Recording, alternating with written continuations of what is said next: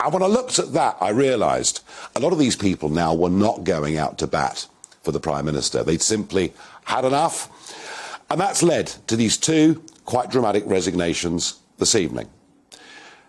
I think it must mark the beginning of the end. But if you are Conservative-minded, if you are Brexit-minded, I don't think you should view the process that has unstoppably begun within the last hour. I don't think you should view this as being a disaster. I take the contrary view.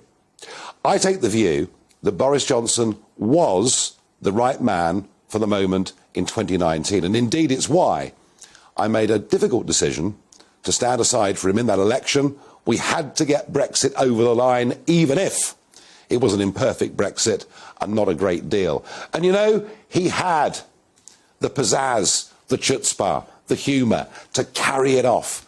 And he was the right man for that moment in 2019.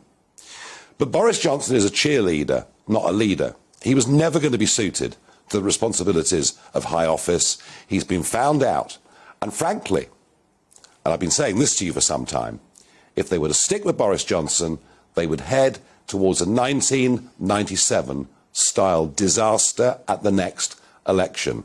This is an opportunity for the Conservative Party to move on. It's an opportunity to say, Boris, even if these circumstances are awful, you did achieve a couple of great things, and you'll go down in the history books for doing it. But now is the time for the Conservative Party to stand up for honesty, decency and integrity. It's time for the Conservative Party to get back to a genuinely pro-business, pro-growth agenda. It's time for the Conservative Party to stop trying to be all things to all people and stand up for the basic principles in which it believes.